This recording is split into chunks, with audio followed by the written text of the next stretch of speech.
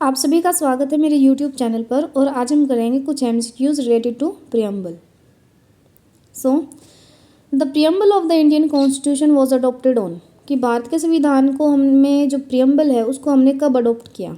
26 नवंबर 1949, 26 जनवरी 1950, 15 अगस्त 1949, 22 जुलाई 1947। तो इसका आंसर क्या है? ए, क्योंकि 26 नवंबर 1949 को हमने अडोप्ट किया और 26 जनवरी 1950 को हमने एनफोर्स किया। Then the preamble declares India as a sovereign socialist secular democratic republic, sovereign secular democratic republic, sovereign socialist democratic republic, socialist secular democratic republic. तो इसका आंसर है ए। हम अपनी कंट्री को कैसा डिक्लेयर कर रहे हैं? Sovereign socialist secular democratic Republic. इसको सीक्वेंस में ही लर्न करना है, ये इसी तरीके से लिखा हुआ है और प्रियम्बल के अंदर कोमा नहीं है बिटवीन दीज वर्ड्स। तो sovereign socialist secular democratic Republic, और सोवरन का मतलब होता है कि हम अपनी कंट्री के इंटरनल प्लस एक्सटर्नल मैटर्स को खुद हैंडल कर सकते हैं without any foreign interference. Socialist का मतलब है कि हम अपनी कंट्री में सोशली इनइक्वालिटीज़ को हटाएंगे और उसके अलावा इकोनॉमिकली जो पिछड़ा हुआ वर्ग है उसको भी अपने साथ लेके चलेंगे। उसके लिए भी कुछ स्टेट जो है इंटरवेंशन करेगी, लाइक गवर्नमेंट स्कूल है, गवर्नमेंट हॉस्पिटल्स हैं, ये ओपन करेगी ताकि वो लोग भी हर फैसिलिटी को अफोर्ड कर सकें।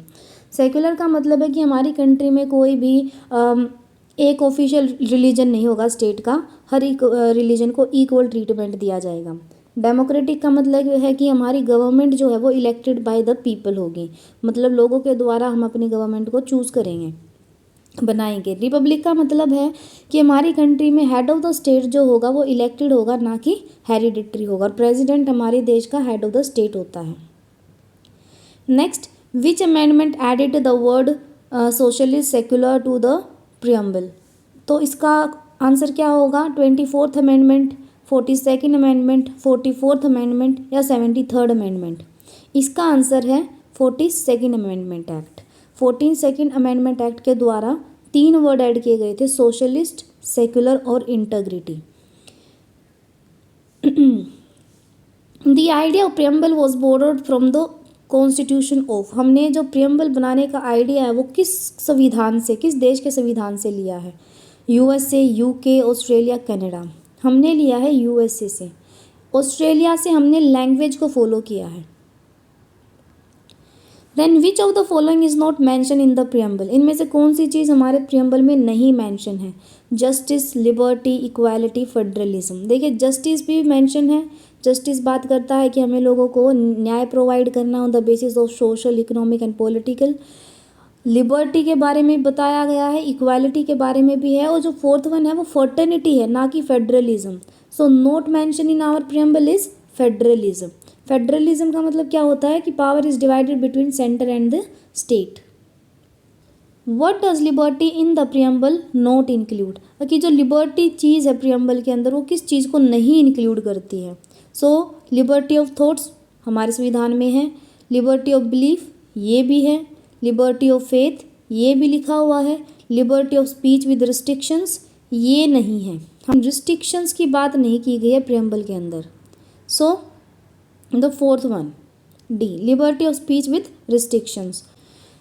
Which case ruled that the preamble is part of the constitution, कि किस केस के अंदर हेल्ड किया गया कि जो प्रियम्बल है वो संविधान का हिस्सा है? Golaknath case, Keshavananda Bharati case, Maneka Gandhi case, Minerva Mills case. Answer है B, Keshavananda Bharati case. Keshavananda Bharati case में हेल्ड किया गया कि जो प्रियम्बल है वो हमारे संविधान का क्या है? हिस्सा है, is part of our constitution. जो रीबेरेबरी केस था 1960 का, उसमें सुप्रीम कोर्ट ने हेल्ड कर दिया था कि जो प्रियम्बल है is not part of Indian constitution, और आप इसे 368 आर्टिकल के थ्रू पार्लियामेंट अमेंड नहीं कर सकती। लेकिन केशवानंदा भारती केस ने इस चीज़ को ओवर रूल किया था और हेल्ड किया था कि preamble is part of the constitution. Then the term justice in the preamble refers to social, economic and political justice, social and economic justice, political and economic justice, social and political justice। देखिए social justice की बात की है, economic justice की भी बात की है और पॉलिटिकल जस्टिस की भी बात की है, तो आंसर है A. The preamble of the Indian Constitution begins with which phrase? We the people of India, in the name of God, India a sovereign socialist secular democratic republic to secure to all its citizens. देखिए चीज़ें तो हमारे संविधान में सारी हैं। देखिए in the name of God, in the name of God जो है वो हमारे संविधान में नहीं है, लेकिन जब कॉन्स्टिट्यूएंट असेंबली में डिबेट हुई थी उस टाइम पे बोला गया था कि हमें गॉड वर्ड यूज़ करना चाहिए या फिर हमें महात्मा गांधी का नाम यूज़ करना चाहिए।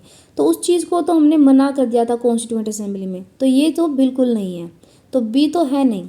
वही India a sovereign socialist secular democratic republic, ये चीज़ हमारे संविधान में है कि हमारा जो संविधान है वो हमारी कंट्री को कैसा डिक्लेयर करता है, sovereign socialist secular democratic republic, बिल्कुल ऐसे ही लिखा हुआ है।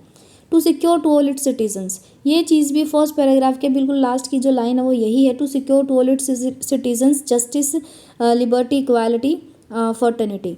तो टू ऑल इट्स सिटीजन्स ये भी हमारे संविधान में लिखा हुआ है। So we the people of India, question क्या है कि कॉन्स्टिट्यूशन का जो प्रियम्बल है वो बिगिन विद विच फ्रेज, वो स्टार्ट होता है we the people of India, तो जो फर्स्ट है वही आंसर है, यहीं से अथॉरिटी आती है। Who describe the preamble as the key note of the constitution? Ernest Barker, Jawaharlal Nehru, doctor BR Ambedkar, Nelson Mandela. Answer है Ernest Barker. Then identify the incorrect statement regarding the preamble.